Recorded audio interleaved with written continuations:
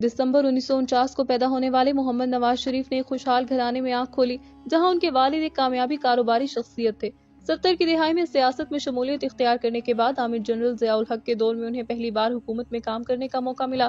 جس میں وہ بطور وزیر خزانہ تعینات ہوئے۔ 1985 کے غیر جماعت انتخابات کے بعد نواز شریف نے وزیر اعلیٰ بن کر صوبہ پنجاب کی باغ ڈور سنبھالی اور اپنے سیاسی کیریئر کا صحیح معنوں میں آغاز کیا۔ 1988 کے انتخابات میں اسلامی جمہوری اتحاد کے نام سے ابھرنے والی پارٹی کے ساتھ انہیں وفاق میں حکومت نہ مل سکی، لیکن ایک بار پھر وہ وزیر اعلیٰ بن گئے۔ لیکن پاکستان پیپلز پارٹی کی حکومت کے گرنے کے بعد 1990 کے انتخابات میں انہوں نے ITI کی قیادت سنبھالی اور کامیاب انتخابی مہم چلانے کے بعد پہلی بار وزارت عظمیٰ کا تاج ان کے سر پر سجا۔ لیکن محض 3 سال میں صدر غلام اسحاق خان سے اختلافات کے باعث ان کی حکومت ختم کر دی گئی۔ اس فیصلے پر نواز شریف نے سپریم کورٹ جانے کا فیصلہ کیا، جہاں جسٹس نسیم حسن شاہ کی سربراہی میں ان کی حکومت کو دوبارہ بحال کر دیا گیا، مگر یہ بحالی صرف وقتی تھی اور ایک بار پھر صدر اور وزیر اعظم کے درمیان اختلافات ختم نہ ہوئے، جس کے بعد نواز شریف کو حکومت چھوڑنی پڑی۔ 1993 میں ہونے والے انتخابات میں PPP کی بےنظیر بھٹو نے کامیابی حاصل کر لی، لیکن کرپشن کے الزامات پر ان کے اپنے ہی صدر فاروق لغاری نے ان کی حکومت کو ختم کر دیا۔ مارچ 1997 میں ہونے والے انتخابات میں نواز شریف نے 3/4 کی واضح اکثریت سے کامیابی حاصل کی اور دوسری دفعہ وزیر اعظم بن گئے۔ دوسرے دور حکومت میں انہوں نے انڈیا سے تعلقات استوار کرنے کی کوشش کی اور اس وقت کے اپنے انڈین ہم نسب اٹل بہاری واجپئی کو لاہور دعوت دی۔ اس کے علاوہ 1998 میں انہی کے دور حکومت میں پاکستان نے پہلی بار جوہری تجربہ کیا، جب بلوچستان میں چاغی کے مقام پر پاکستان نے 5 ایٹمی دھماکے کیے۔ اس بار بھی نواز شریف اپنی حکومت کی مدت پوری نہ کر سکے اور 1999 اکتوبر میں اس وقت کے آرمی چیف پرویز مشرف نے ان کی حکومت کا تختہ الٹ کر ملک کی سربراہی سنبھال لی۔ پرویز مشرف نے حکومت سنبھالنے کے بعد نواز شریف اور ان کے بھائی شہباز شریف پر مختلف نوعیت کے مقدمات چلائے، جس میں سابق وزیر اعظم کو جیل جانا پڑا۔ اس دور میں نواز شریف کی اہلیہ کلثوم نواز اور ان کی صاحبزادی مریم نواز نے فوجی آمر کے خلاف مخالفت کی مہم چلائی۔ پرویز مشرف کے ساتھ ڈیل ہونے کے سبب نواز شریف نے سزا معطل ہونے کے بعد سعودی عرب میں جلا وطنی اختیار کر لی اور ان کی غیر موجودگی میں 2002 میں ہونے والے انتخابات میں ان کی پارٹی نے زیادہ خاطر خواہ کارکردگی نہیں دکھائی۔ 2006 میں اپنی روایتی حریف بےنظیر بھٹو کے ساتھ لندن میں ملاقات کے دوران دونوں سابق وزیر اعظم نے میثاق جمہوریت کے معاہدے پر دستخط کیے اور ملک میں جمہوری دور کی واپسی اور پرویز مشرف سے چھٹکارا حاصل کرنے کا عہد کیا۔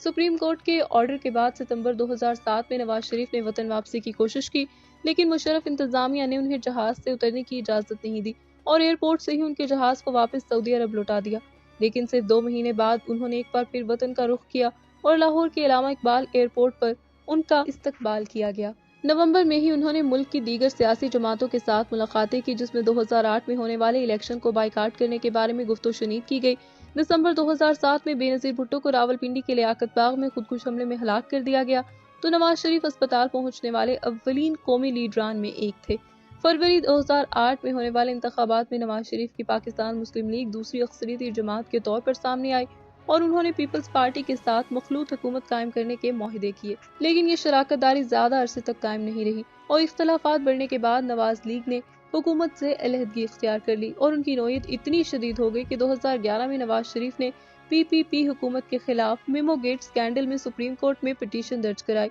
جس میں نواز شریف بذات خود پیش ہوئے۔ 2 سال بعد مئی 2013 میں ہونے والے قومی انتخابات میں نواز شریف کی جماعت نے ایک بار پھر کامیابی حاصل کی، جس کے بعد انہوں نے تیسری بار وزارت عظمیٰ سنبھالی، لیکن اس بار نواز شریف کے سامنے ان کے نئے سیاسی حریف اور سابق کرکٹر عمران خان اور ان کی جماعت پاکستان تحریک انصاف موجود تھے، جنہوں نے نواز لیگ پر انتخابات میں دھاندلی کے الزامات لگائے اور حکومت ختم کرنے کے لیے اگست 2014 سے دسمبر 2014 تک اسلام آباد میں مسلسل دھرنے دیے۔ نواز شریف نے اپنے تیسرے دور حکومت میں وزارت خارجہ کی ذمہ داری اپنے ذمہ لی ہوئی تھی اور اس دور میں انہوں نے نو منتخب انڈین وزیر اعظم نریندر مودی کے ساتھ بھی تعلقات استوار کرنے کی کوششیں کی اور دسمبر 2015 میں نریندر مودی نے لاہور کا بلا اعلان ایک دن کا دورہ بھی کیا۔ اس کے علاوہ نواز شریف کے دور حکومت کا سب سے اہم منصوبہ پاک چین اقتصادی راہداری کا تھا، جسے ماہرین نے خطے کے لیے گیم چینجر کا خطاب دیا، لیکن سال 2016 میں نواز شریف زوال کا آغاز ہوا، جب مارچ کے مہینے میں پاناما پیپرز کے نام سے کاغذات منظر عام پر آئے اور ان میں شریف خاندان کے افراد کے ناموں کا انکشاف ہوا۔ نواز شریف کے بیٹوں نے اپنی صفائی کے لیے مختلف انٹرویوز دیے، جبکہ نواز شریف نے پارلیمان سے خطاب کے علاوہ ٹی وی پر قوم سے بھی خطاب کیا۔ اس صورتحال کا فائدہ اٹھاتے ہوئے ان کے سب سے بڑے حریف عمران خان نے حکومت مخالف مظاہروں کا ایک بار پھر سلسلہ شروع کیا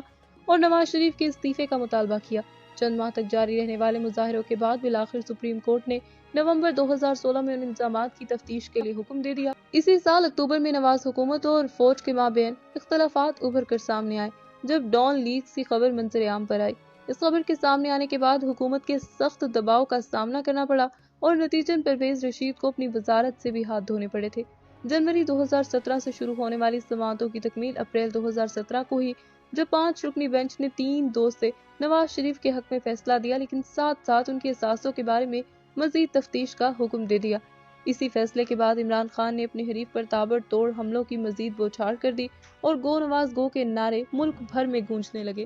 دوسری تفتیش کی تکمیل جولائی 2017 میں ہوئی، جس میں نواز شریف کو متحدہ عرب امارات میں کام کرنے کا اقامہ ظاہر نہ کرنے کی بنیاد پر صادق اور امین کی شک کے خلاف ورزی کا مرتکب ٹھہرایا گیا